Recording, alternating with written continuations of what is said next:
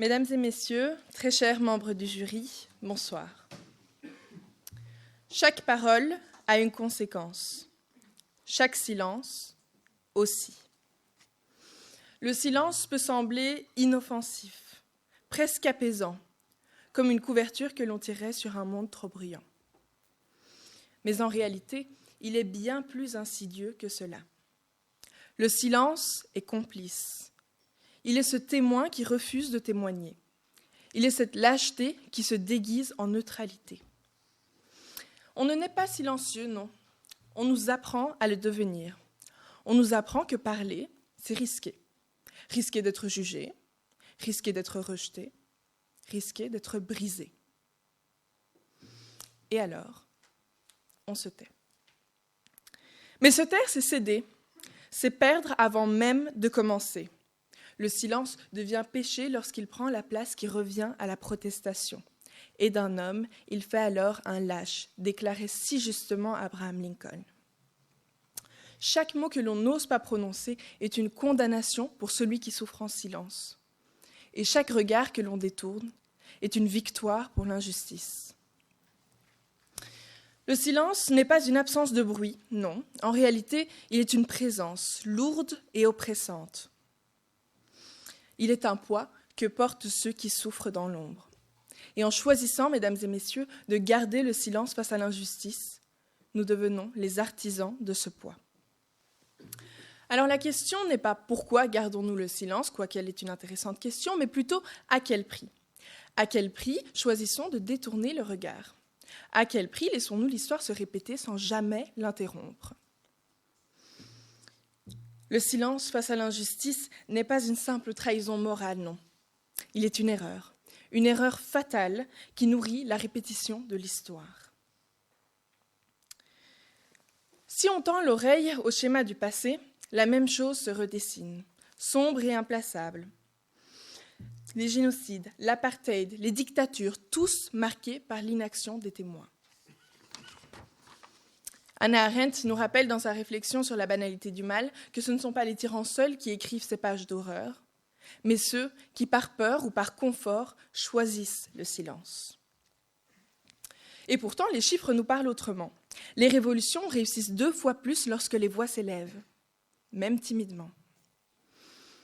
Et c'est là, précisément là, que tout bascule. Car choisir de briser ce silence, c'est choisir d'exister. C'est choisir de dire que nous voyons, que nous entendons et que nous refusons.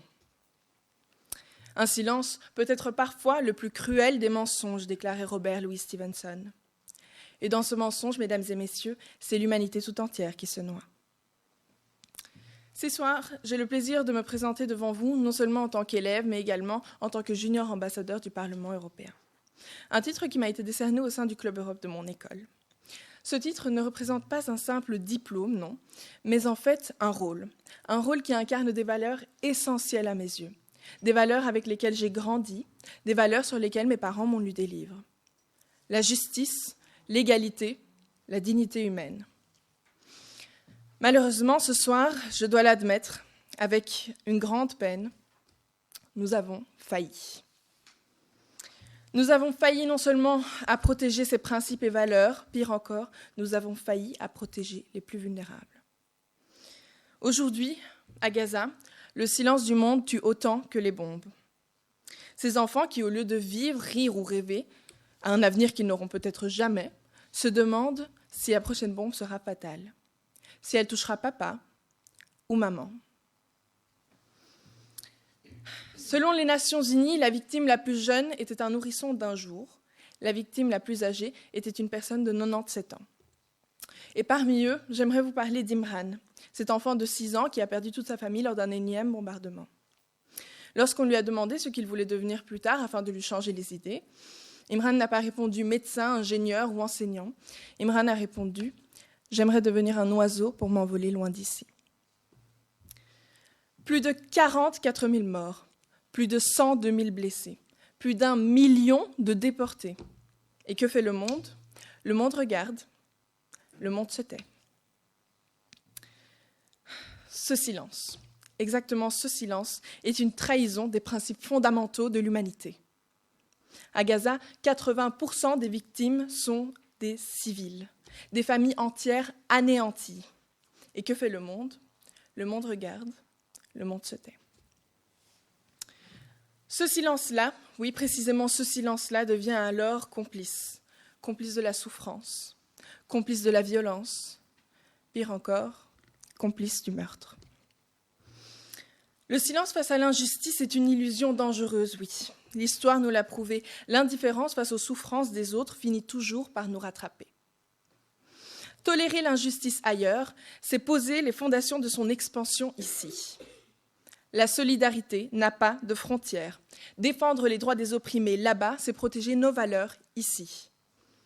Les bombes détruisent des maisons, oui, mais le silence, lui, détruit des générations.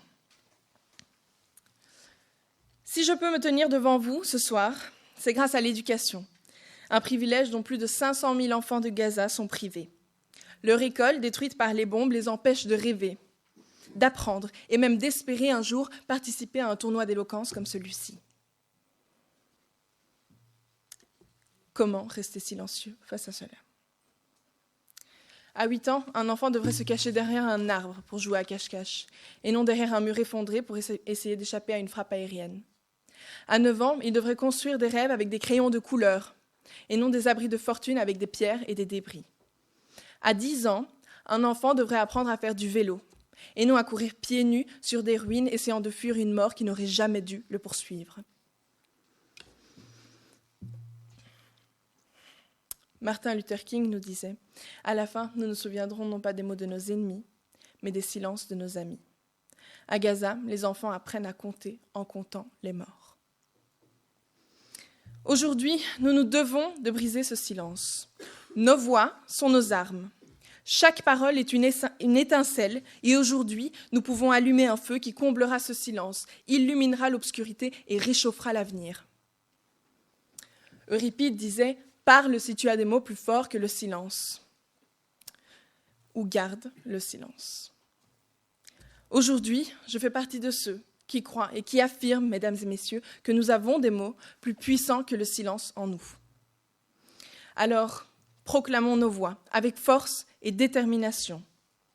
Et à l'institution européenne qui m'a conféré ce titre, il est temps d'agir, d'être fidèle aux principes de justice et d'humanité, de punir fermement les responsables de ces bombardements sur civils et de briser le silence assourdissant. Ce discours n'est pas un appel à la compassion passagère, non.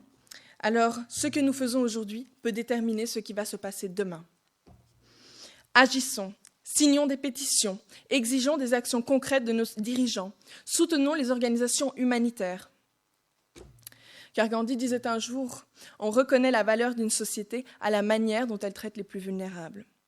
Et je me demande ce soir, si nous continuons à garder ce silence assourdissant, que valons-nous ?